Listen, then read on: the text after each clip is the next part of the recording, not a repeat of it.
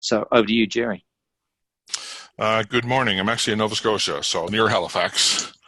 Okay. So I apologize ahead of time if the line drops because I'm in the country. So anyways, good morning, everybody. Good afternoon, good evening, wherever you happen to be. I was going to spend a few minutes today talking about our recent Fix the Planet initiative and some of the learnings that we had from that. First, I wanted to just sort of answer the question why we did it in the first place. So there's really two reasons. One is the obvious opportunity to participate in identifying opportunities to address some of the sustainability goals of the UN and participate in those activities and gather people's insights and like that. And the second, more sort of business-oriented objective was in response to our view that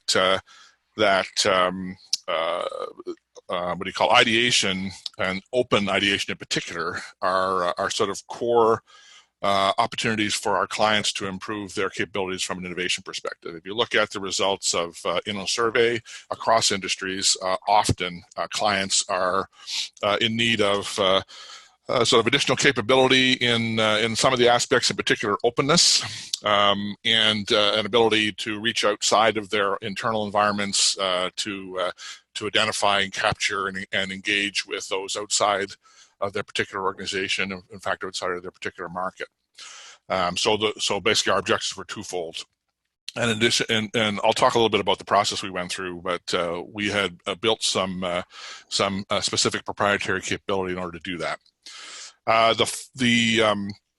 Early in this year, we identified the desire to participate in Earth Day activities, and so this campaign was built around the Earth Day initiative.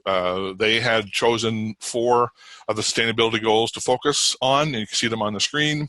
If we can flip to the next slide, we developed an open ideation approach for the particular Fix the Planet initiative. It's similar to what we would do with clients or other similar situations, except for a couple of features.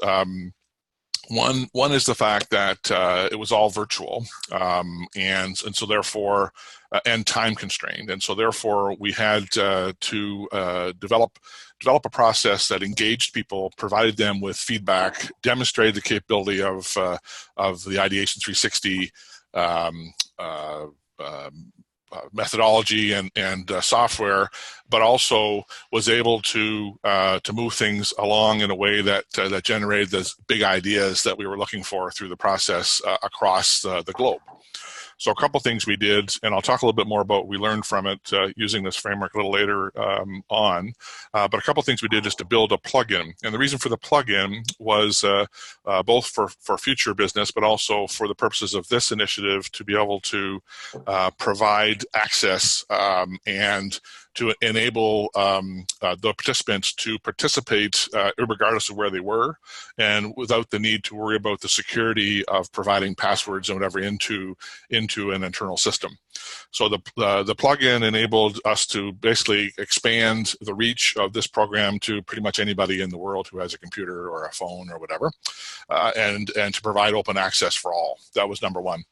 Number two was to look at the process and build on our knowledge of the ideation methodology and the way that ideation works the most effectively. So using the Ideation 360 software for clustering, for dialogue and discussion, for acknowledgement, engagement, and those kind of things, and then getting to the place where we develop a number of hypotheses.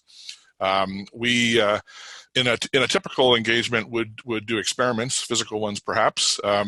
In this case, we did what we call thought experiments. So we engaged some experts and some internal individuals, some externals who come up with the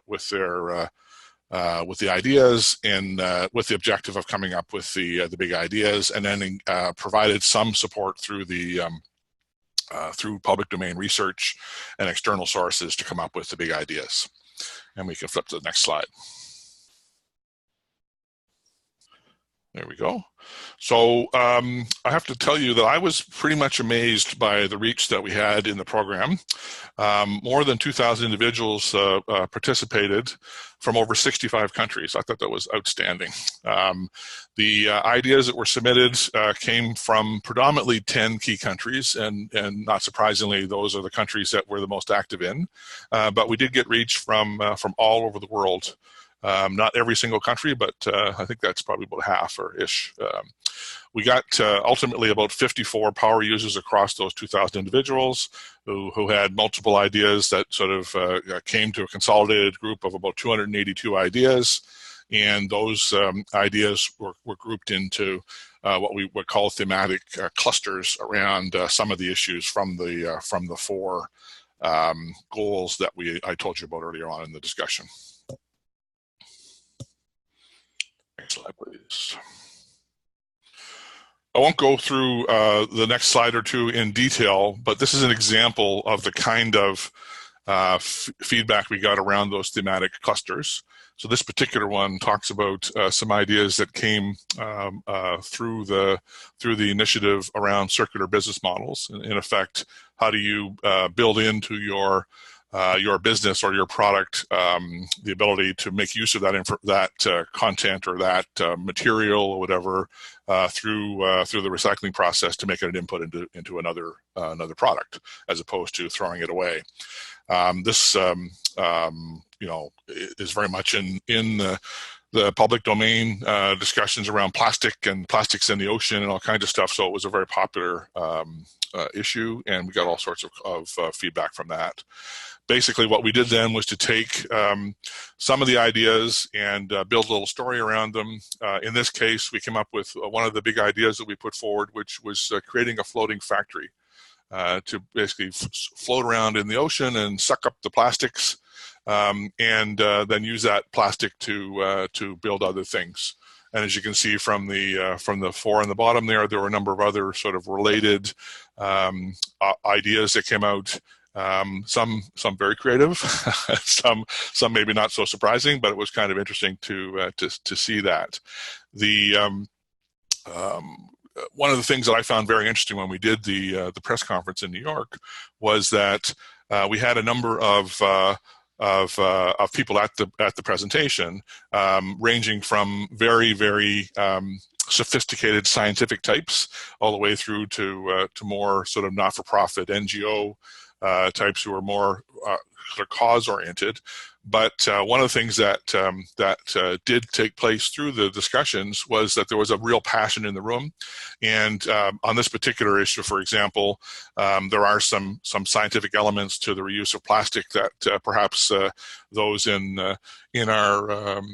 our initiative weren't entirely capable of deciding on, but even those in the scientific realm were very open to the prospect of exploring the kinds of ideas that came out and looking for ways of taking advantage of those going forward. Next slide, please. So I told you about the process that we designed, and what we were looking to do through the course of this initiative is to learn a little bit more about ideation. So you can see on the slide here a number of things that we've sort of chosen to illustrate some things that we learned through the process that we would have in fact used or will use in the context of building out our ideation capability, both from a methodology perspective, but also from the perspective of the technology. And there's a couple things here I thought were quite interesting. On the bottom left-hand side there, the click rate, which was quite interesting. And I'll tell you why, because we had a lower rate overall than we thought. But what we discovered was once we encouraged people to click through and to start submitting ideas, they went bananas. So those 54 power users were very, very active in the activity.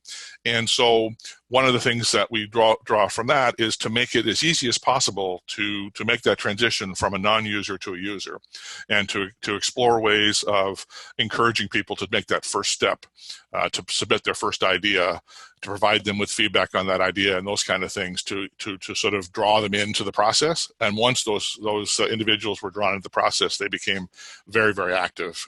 And so that's a trick of the trade for going forward.